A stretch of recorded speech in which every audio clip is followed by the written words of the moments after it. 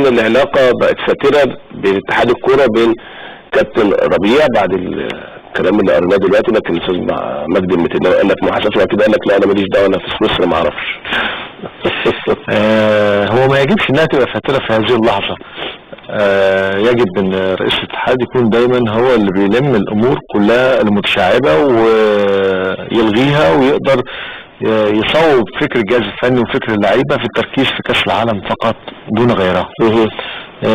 مفيش شك وعدم وجوده، يعني هو يبقى رئيس البعثة في تركيا، هو والاستاذ خالد لطيف هم اللي بيبقوا موجودين مع الفريق في تركيا. لكن المشاكل اللي كانت مصاحبه المنتخب في فترات طويله ما بين خلافات بين استلام الشيكات مع الوزير، خلاف من العقد الجديد، خلاف من ازاي ان انا قيمه كابتن ربيع ياسين مع المنتخب الاولمبي بعد بطوله كاس العالم للشباب، هيبقى ده منتخب الاولمبي، فكان المفترض ان كابتن ربيع مكمل. كابتن ربيع ما وقعش العاده حتى هذه اللحظه. التخبط اللي شغال في المنتخب ما بين ان انا بقول ان المباراه دي مهمه جدا وعايز العبها، وان المباراه ديت صعب ان انا اخدها في الفتره الحاليه، فالشركه الراعيه بتلزم الكابتن ربيع انه يلعب مباراه غانا. كابتن ربيع بيفكر في امور اخرى بخلاف هذه المباراه، بيفكر في عدد المواجهات اللي هيشوفها، بيفكر ان هو يحل مشاكل لاعيبته اللي عامله له ازمه كبيره جدا ما يقدرش اي حد يغفلها، خصوصا اللي راحوا تجارب احترافيه في اوروبا على امل انهم يكونوا متواجدين في انديه اوروبا في الفتره اللي جايه. طبعا دي عامله له مشكله كبيره، وجايز احنا حذرنا بيها وقلنا سيناريو مكرر من احمد الشناوي في المنتخب الاولمبي الماضي. صالح جمعه راح عمل معايشه في المانيا، ومع ذلك لم ينضم ورفض توقيع العقد في دهشة من مسؤولي نادي فيورس الألماني،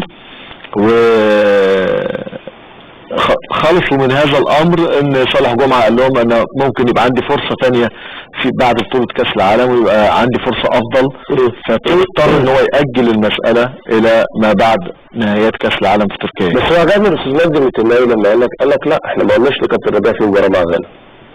بس هي الكارثه هنا ان هل انت قلت له وهو جه دلوقتي بيتراجع، ولا انت ما قلتلوش ودلوقتي تقول انا عملت ماتش مع غانا؟ لا طبعا هو بيقول لك الشركه الراعيه في ازمه بسبب الغاء المباراه. ما هو انا برضه ما ينفعش ان انا اقول للمدير الفني انا عملت مباراه مع غانا، ما برضه ما ينفعش.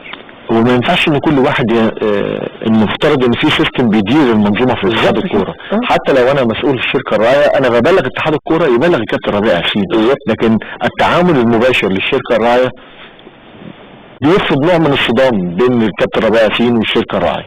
عشان نفكر في الاطار المظبوط، من حق الكابتن ربيع انه ما يعرفش، مش عايز يلعب هذه المباراه.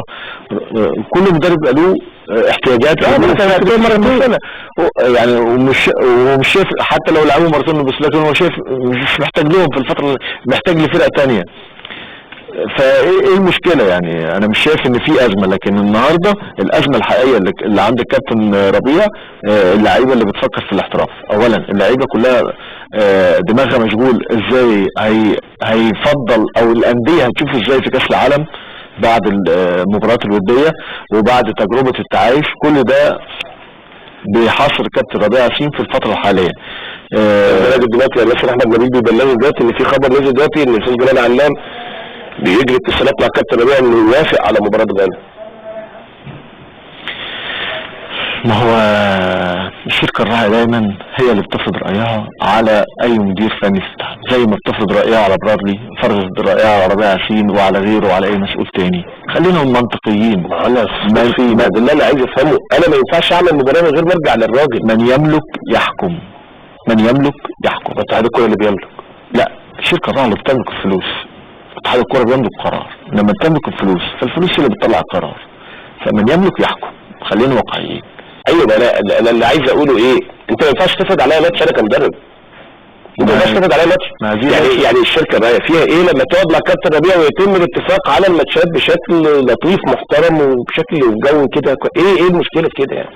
هذه ليست التجربه الاولى، ولنا في المنتخب الاول اصوات سيئه مش اصوات حسنه. فالصدام جاي. فالنهارده دائما ما بتنتصر الشركه الراعيه على الجهاز الفني يعني هيلعب الماتش غصب عنه؟ ما يلعب عنده يعني اتحاد الكره بيلزمه انه يلعب هذه المباراه، خلاص هيلعب، هيعمل ايه يعني؟ ما هو برضه مش مفترض ان هو يدخل في مشاكل كل شويه يفكر يقول لا، مش مفترض انه يتفرض برضه عليه حاجات، ما هو ده برضه مش من حقك انك تفرض عليه حاجات. يبقى لو هو عنده الجرأة في اتخاذ القرار مش هلعب المباراة. طب بيقول لك في غرامة مالية 250,000 جنيه تتحملها الشركة الراعية لانها اتفقت على مباراة ليس في حاجة ليها في هذه الفترة. لو انا ما تجيش تقول لي النهارده انا عندي مشكله ان انا عليا غرامه، طب مين قال لك اتفق اصلا على هذه المباراه؟ خلينا واضحين. اصل محمد انا النهارده ممكن مثلا اجيب لك بدله مش مقاسك واقول لك لا البسها هي حلوه، طيب تقول لي لا مش مقاسي، طب جرب يعني ممكن نظبطها، ممكن نشيل حاجه نحط حاجه. هو اللي بيحصل برضو مع الكابتن ربيع ياسين ان انا بجيب له ماتشات هو مش محتاجها. طب يا جماعه طب ما كمل الاول.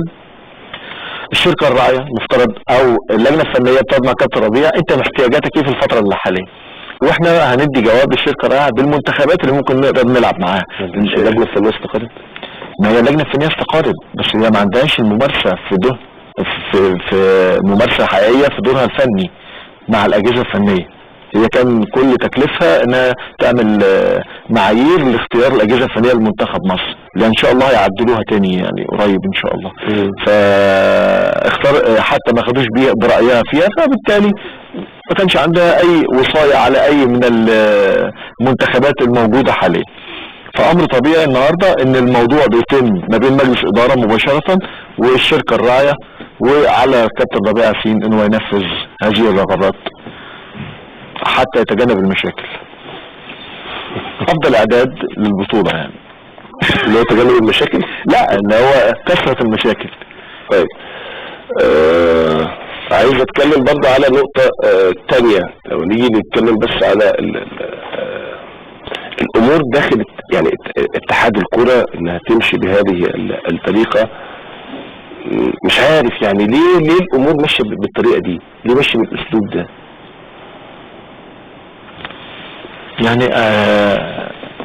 عايز المشكله كان حصل في حاجه واحده، ان الكل بيتعامل ان هو الرئيس الفعلي للاتحاد سواء كان عضو مجلس اداره او اي منصب اخر. انا اسالك سؤال تاني، هو الدكتور كرم كردي مسافر ليه زيمبابوي؟ الدكتور كرم كردي بيسافر على حسابه مع مباريات المنتخب. انا عارف على حسابه. ليه؟ هو بيروح يشجع المنتخب مصر في اي مباراه بيسافر على حسابه، بس بغض النظر عن اي حاجه خالص. وهو راجل داخل انتخابات نادي سبورتنج في اسكندريه وخلاص ومش داخل اتحاد الكوره تاني، ويعني بس عايش حياته يعني ما عندوش اي ازمه يعني خلاص القصه. طب والقضيه؟ القضيه شغاله بقت اتاجلت ل1 سبتمبر. طب والقضيه لو اتحكم فيها؟ حتى لو اتحكم فيها هو خلاص هو بيقول انا مركز خلاص في انتخابات سبورتنج، في انتخابات سبورتنج في اسكندريه ومركز فيها، لكن الحكم ده بيبقى حكم معنوي ليا ان انا حافظت فيه على حقي اللي ما قدرتش اخده من الفيفا او من مجلس اداره اتحاد الكوره. اوكي طيب خلينا ندخل على نقطه ثالثه، وهي الموضوعات اللي كانت الموجوده المفروض النهارده على طاوله اتحاد الكره ان العميد ثروت سويلم تم تعيينه رئيس لبعثه المنتخب في سويسرا. يعني كان استاذ مجدي ممكن يرجع؟ هو المفترض استاذ مجدي يرجع، بس هو ما عندوش حد هناك عشان يرجع. يعني كان المفترض ان المهندس محمود الشامي هو رئيس البعثه، اعتذر لانه في عمره. فعلى ما خدوا القرار فالمفترض ان رئيس البعثه اللي في اسبانيا بيكمل معاهم لغايه ما يسافر ثروت سويلم. هو اللي يسافر لغايه ما يسافر ثروت سويلم. يعني هي القرارات متاخره، يعني انا مش شايف ان يعني ده خريطه الواحد بيعملها بيمشي عليها ده يوم كذا. يعني اي عمل تنظيمي في الدنيا لابد ان يبقى فيه بلان واضح قدامه. يعني هل مثلا المهندس محمود شامي مسافر فجاه او هم صحوا من النوم لقوه فجاه راح السعوديه؟ يستحيل الكلام ده، يعني يستحيل. فالامور كلها متاخره، لكن في النهايه هذا هو حلنا، ولا بد ان نقتنع ان دي نموذج من الاداره في بلدنا وهو ده اللي موجود. بقى يوم اسمع دوري المحترفين بعد سنتين، دوري المحترفين السنه الجايه، دوري المحترفين بعد، وكلنا نعمل اعجاز علمي محدش سبقنا ليه. وانت اخر دولة تقريبا هتطبق دولة المحترفين ده، يعني من كام فترة، هذا اسبوع 10 ايام قال لك دوري المحترفين بعد سنتين. النهارده رسميا تطبيق دوري المحترفين الموسم المقبل عشان يكونوا خلصوا من انتخابات الاهلي والزمالك. وما انتخابات الاهلي والزمالك؟ عشان رابطة الاندية ما تديرش الدوري، وان اتحاد الكرة يفضل يدير الدوري على هواء. لا بالراحة شوية. يعني ايه القصة عشان رابطة الاندية المحترفين ما تديرش الدوري ويكونوا خلصوا من انتخابات الاهلي والزمالك؟ فهمنا واحد خلصوا من انتخابات الاهلي والزمالك لان هم يعني المجالس اللي الجايه هتفرط. ايوه هتفرط. هم شايفين كده، حتى هذه اللحظه. يعني هم بيتعاملوا مع الارض الواقع. يعني شايفين ان كابتن حسن حمدي والاستاذ ممدوح عباس هم المشكله. هم شايفين كده، ان هم هيتحولوا من مجلس اداره اتحاد الكوره الى مجلس اداره المنتخبات وقطاعات الناشئين. ودي هم شايفين انها مش بتدي لهم على اساس اللي جايين بعدهم مش فاهمين القصه دي يعني. لا، على اعتبار ان هم قاعدين، ما كل واحد بيتكلم على اساس انه قاعد. مين اللي قاعد؟ اتحاد الكوره يعني. طب هم قاعدين قدامهم 4 سنين. قدامهم 4 سنين تمام. فبيخططوا لده ان انا بعد بس هم ليه متوقعين ان اللي جاي مش فاهم ده، مش فاهم ان هو هيبقى فيه، هم هيعملوا لجنه دوري المحترفين والكلام ده كله. ايه اللي مخليهم ان اللي جاي مش فاهم ده او مش فاهم؟ حتى لو فاهم هم مش هيرضوا بده، مش بمزاجهم. هم بقى مش مستوعبين ده. هم في النقطه دي مش اصحاب قرار. مش مستوعبين ان هم مش اصحاب قرار. مش اصحاب قرار في دي. ايوه هم مش مستوعبين ده. لحد ما ينفعش اتحاد الكوره يطلع يقول لك ايه، يا لجنه الانديه المحترفين سوف تقوم بدور لجنه المسابقات، بدور لجنه المسابقات فقط، ولكن الدوري تحت اشرافنا احنا. يعني ايه؟ مش فاهم. يعني انت تشيل استثمار المرزوق وتحط لجنه المحترفين. ايه اللي مش فاهم يعني؟ ما هي لا هي الفكره زي ما قلت لحضرتك ان في خناقه اصلا على رابطه الانديه، وعايزين هم اللي يسيطروا على كل حاجه. اتحاد الكوره ويلغوا موضوع رابطه الانديه وان هم اللي يبقوا بيديروا، يعني هم برضه عايزين يلاقوا نفسهم في حاجه. ما فيش دوري محترفين كده؟ لا مش هيبقى في دوري غير لما يبقى امر واقع عليهم يعني. غير لما يبقى امر واقع عليهم. لكن هم مصممين ان احنا نكون موجودين في الصورة الى اخر لحظة. خلي بالك برضو الدوري، وما هو العلاقة بين رغم ان انا شايف ان الدوري ايا كان 18 فريق 19 فريق 20 فريق، يعني انت حصلت ليه؟ طبعا عشان هي الكعكة كلها في الدوري، فما عادش حد يقدر يستفيد بشكل او باخر من الدوري. تمام. لكن هم في النهاية 20 نادي من 225 نادي في الجمعية العمومية. مش فاهم يعني ايه كعكة ايه؟ مش فاهم. لا، في برامج تحليلية بتيجي، فبالتالي بتبقى الافضلية لاعضاء مجلس ادارة الاتحاد. نعم. فيش ولا عضو في اتحاد الكورة موجود في استوديو تحليلي، موجود في اي حاجة. مين قال الكلام ده؟ انا بقول مين؟ كابتن حماده المصري موجود. مش موجود؟ موجود. ماشي. فرد. وقريبا الباقيين هيتوزعوا، يعني مش المسألة بس ان الدنيا تظهر بس شوية، لكن الدنيا بتمشي. كابتن عصام فتاح برضه في فضائيات يعني. طب ايه مغزى الكلمة اللي قالها الاستاذ جمال علام في سطر واحد؟ عندي عرض خيالي للدوري لمدة 3 سنوات. طبعا اللي هو الحصري بتاع الجزيرة. والله في جزيرة وفي شركتين تانيين داخلين في القصة. منهم شركة مصرية برجال اعمال مصريين، هم بيحاولوا يطبقوا تجربة ما كان حاول تطبيقها قبل كده المهندس ماجد سامي رئيس نادي وادي دجلة، والاستاذ عمرو مصطفى كامل رئيس التسويق في مصر المقاصة. ومشروع كبير جدا لسه بيدرسوه حوالين حصرية الدوري في الموسم الجاي او ال3 مواسم القادمة، سواء هل هيبقى في موافقة ان انت تبيعها لشركة مصرية او هيبقى في موافقة انها تباع للجزيرة فقط.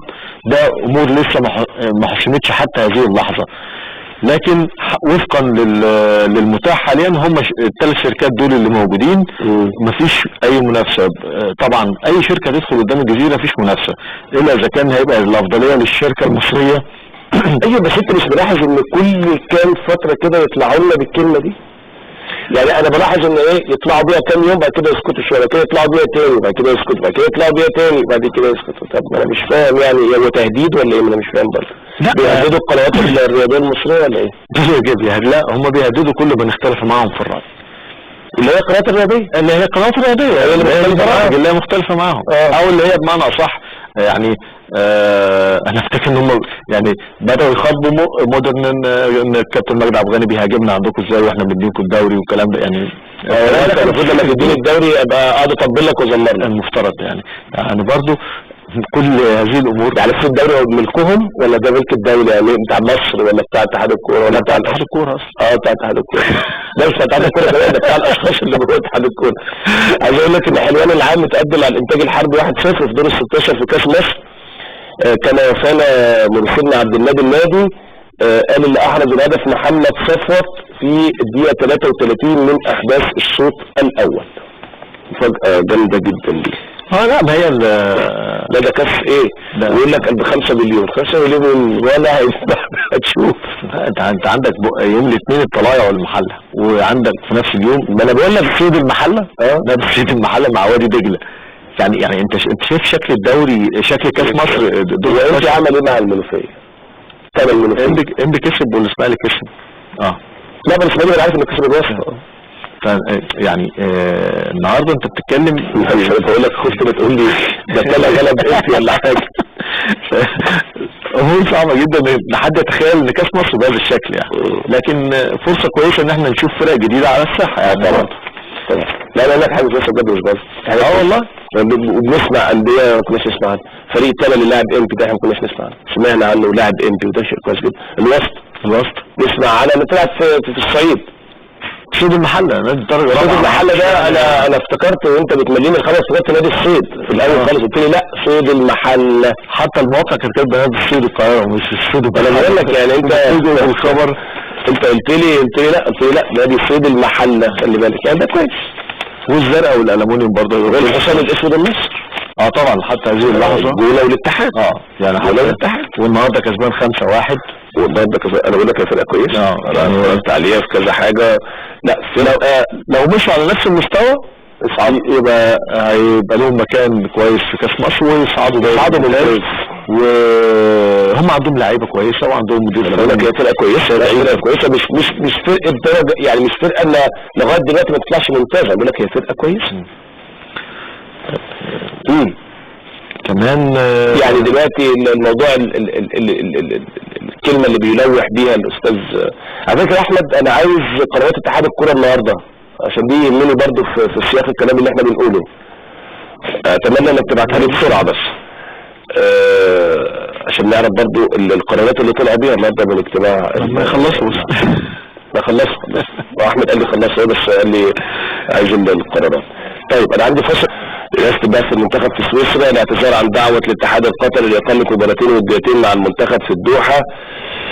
اعتماد قرارات لجنة المسابقات، تشكيل لجنة لفحص أوراق منطقة الفيوم بشأن قيد اللاعبين، وتتكون اللجنة من ثروت سويلم رئيسا وعضوية كل من اللواء محمد علي رئيس لجنة شؤون اللاعبين بجانب رئيس لجنة المسابقات القسم الثالث والشؤون القانونية للاتحاد. يعقد أو مجلس إدارة الاتحاد اجتماع المقبل يوم 17 يونيو الجاري. طيب يقول لك يدرس مجلس إدارة اتحاد الكرة برئاسة الأستاذ جمال علام أن اتحاد الكرة يتجه إلى هبوط 3 أندية فقط بدلا من 4 في حالة إلغاء النشاط الرياضي في نادي تليفونات بني سويف وعدم مشاركته في الموسم الجديد. وفي حالة اعتزال التليفونات سيتم تخفيض الأندية التي ستهبط إلى 3 بدلا من 4 على أن يعود المصري بحيث يضم الدوري 18 نادي. ايه رايك في الكلام ده؟ سيناريوهات بيدرسوها. سيناريوهات لكن هو ما عندهمش اي قرار. التليفونات خد القرار ولا لسه؟ قرب ياخد القرار في الاتجاه ده ولا في اتجاه اللي يكمل؟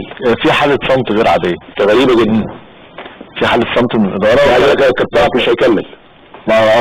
طبعا لا مش هيكمل بجد. طبعا مش هيلعب المباراتين المتبقيين وخلاص على كده يعني، مش هيكمل القصه خالص. هو شايف ان خلاص الطموح اختلف وشايف ان هو هيشوف مكان تاني، خصوصا ان البورصه على مدربين الدوري الممتاز السنه الجايه سخنه جدا وعلى يعني وبدري.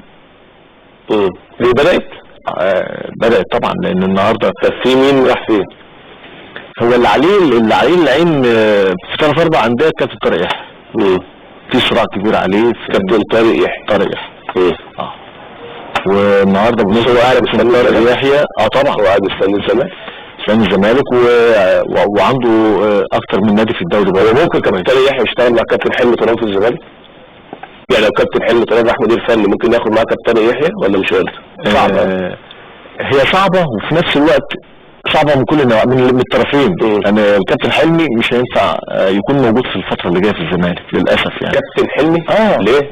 خلينا كابتن حلمي يعني لو كابتن حلمي لو جم قالوا له انت بكره مدير فني الزمالك يقول لا، الاجواء لا تسمح له. الاجواء لا تسمح له. انت بتتكلم في قصه ثانيه بقى. فهو يعني برضه له حساباته ان الاجواء لا تسمح. ثم احنا داخلين على انتخابات. انا مش عارف مين اللي جاي فايا كان اللي جاي، فانا دخلت في معركه مع اللي جاي، فهو عايز ينقى بنفسه على هذه المعركه. يعني اللي جاي واضح. الانتخابات غداره ما لهاش علاقه يعني. واضحه الامور يعني. في اي لحظه الدنيا ممكن تختلف. كابتن طارق يحيى النهارده اعتذر الكابتن مصطفى عن ان هو يكون موجود مع كابتن طارق فريق المقصه.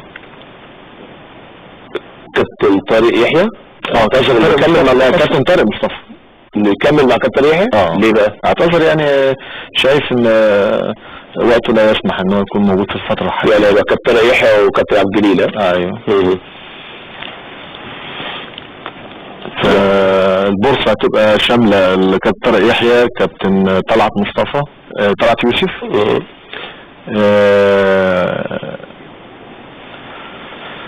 ايضا كابتن شوقي بس لسه هو. طب اقول لك خبر عنده عرضين. اقول لك خبر.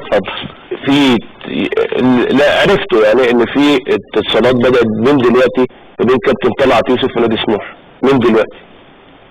ما هو عشان الكابتن شوقي بلغه ان هو يعني بلغ ان هو السنه الجايه عنده طموح مختلف.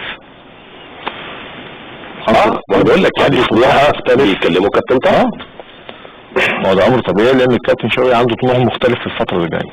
هو عايز يبني نفسه مع فريق يقدر ياخد بطوله. فطبعا ده مش هيتوفر غير في انديه خاصه. تقدر تجيب له لعيبه بشكل معين، تقدر تجيب له رغم ان انا شايف ان سموحه يعني لبن عصفور يعني جاب له لبن عصفور. انا بقول لك سموحه الصعيدي كمنتخب مصر كمان الجهاز الفني اعلى رواتب اجهزه فنيه في مصر في سموحه. لا بتكلم بجد. اعلى رواتب يعني بصراحه يعني. عشان كده ونادي مستقر ما فيش فيه اي ازمه، فبالتالي اي مدرب ما عندوش اي مشكله ان هو يدرب في سموحه في ظل انها بتناسب معطياته الفنيه والاداريه. كمان النادي الاسماعيلي بيفكر برضو ان هو يستعين بالكابتن طلعت يوسف في الفتره اللي جايه.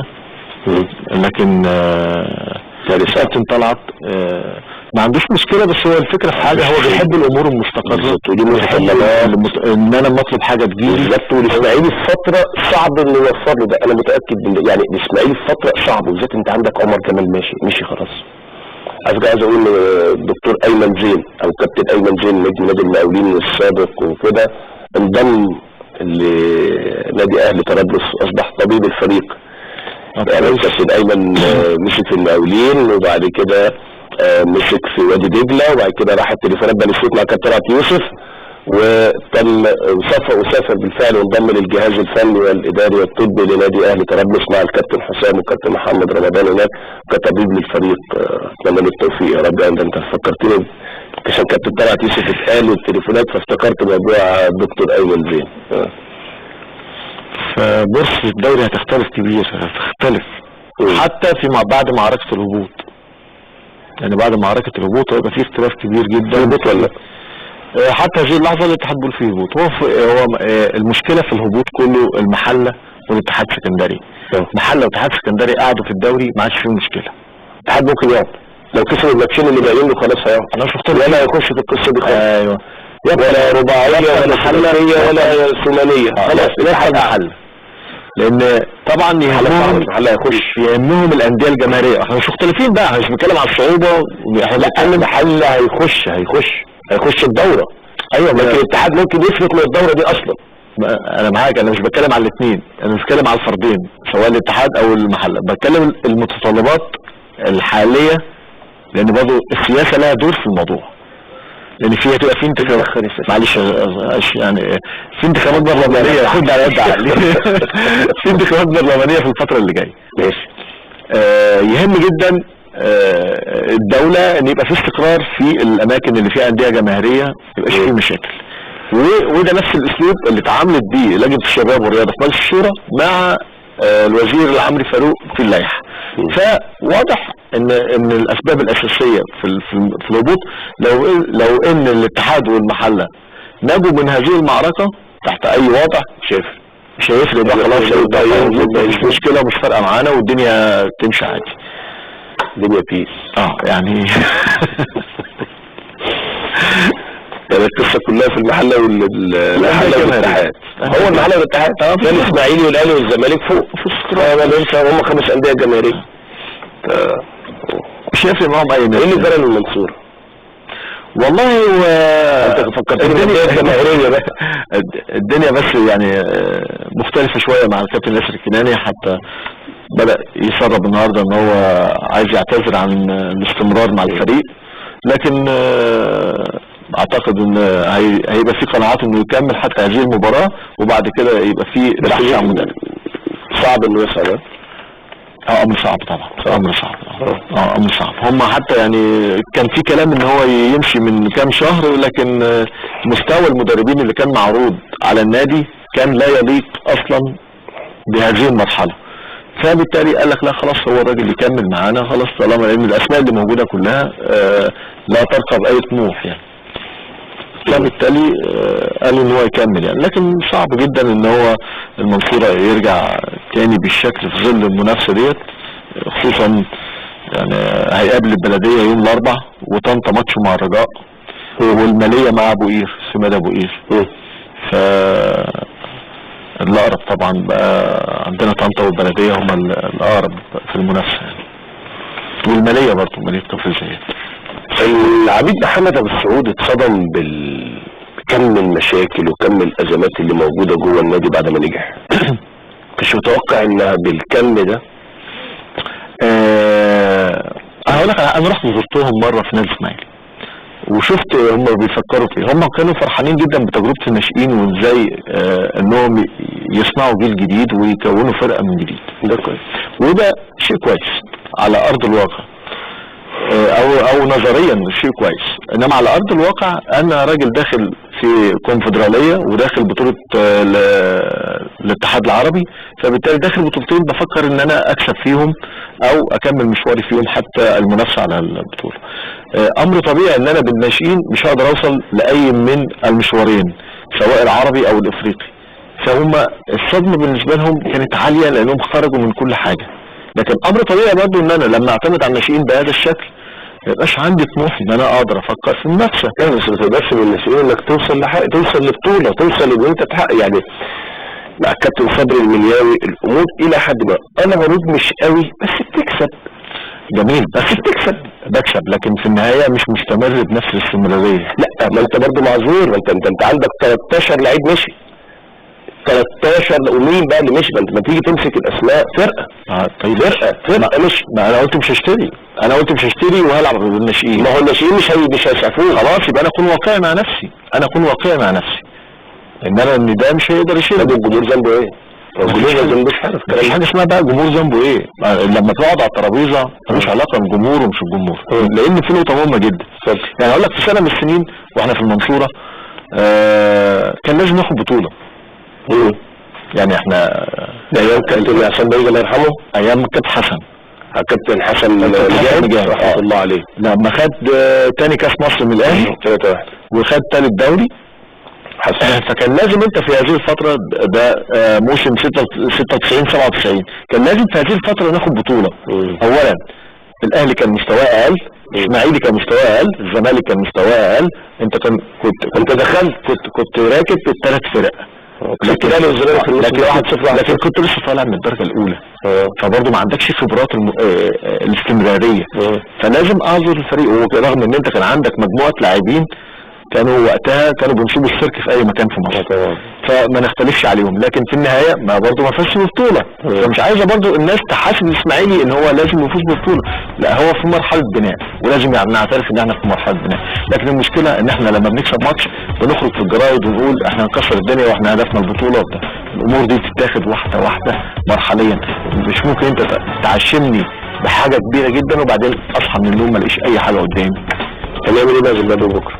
والله هو ماتش مهم وصعب، لان في 53,000 تذكره اتباعوا وهي الساعه الحقيقيه على الولاد. كبير وحلو، ملعب حلو كمان. ملعب لسه استاذ عبد الحكيم لما جبته لي من هناك كان يعني يقول لك ملعب حلو، ملعب مغري انهم يلعبوا عليه، رغم ان الملعب اللي المنتخب اتدرب عليه كان ملعب سائل للغايه، حتى كان يعني ما كملوش التمرين عشان كان في عدم اضاءه او عدم وجود اضاءه بشكل كافي، وعدم وجود امن برضه بشكل كافي، ففضلوا انهم يحسموا المساله مبكرا. عايز اقول كمان ان امل المنافسه ضعيف، ومع ذلك عندهم امل انهم يكسبوا طبعا، لان هم عندهم بونت واحد من في المجموعه. ربنا كرمنا بكره التعادل الموضوع خلص يعني. لكن يبقى ان ازماتنا دايما انتقلت من القاهره الى الزيمبابوي، وعشان يعني يبقوا قاعدين لغايه الساعه 4 الفجر يقرروا الصبح يجي ولا ما يجيش، الهاني سليمان يجي ولا ما يجيش. كلام مفترض ان انا يعني كجهاز فني انا عارف الاساسي وعندي احتياطي. فلان ده خرج، فلان بعديه اوتوماتيك بيجي، لان لازم ببقى انا باني رؤيتي لقدام للثلاث ماتشات. لكن مساله التخبط ده مساله تحسب على الجهاز الفني وتحسب يعني وحتى اي الاعذار مرفوضه، لان المفترض انت عندك قائمه دوليه واضحه ان انت قدامك كل لعيبه مصر كلها، وعندك اكبر قاعده اختيار موجوده، وعندك اكبر قاعده خبرات. لكن ان انا افكر في الهاني سليمان وافكر في صبحي، انا شايف ان دي مضيعه للوقت، لان المفترض ان انا عندي صبحي لاعب بيلعب افريقي وبيلعب عربي وعنده خبرات دوليه وحارس منتخب سابق، واجي افكر في الهاني سليمان ده انا بروح حته بعيده قوي. هل ده كان معناه في الاول ان انا يعني بتجنب صبحي نهائيا؟ ما لهاش غير معنى واحد. وبعدين صبحي حتى هذه اللحظه مش عارف يسافر، في مشكله في الطيران، في مشكله ان الطيران اجازه بكره هناك في زيمبابوي، فهم بيحاولوا يحلوا المشكله انه يوصل بكره على الاقل يحضر الماتش زينا كده ويتفرج عليه. ربنا يحلها ان شاء الله.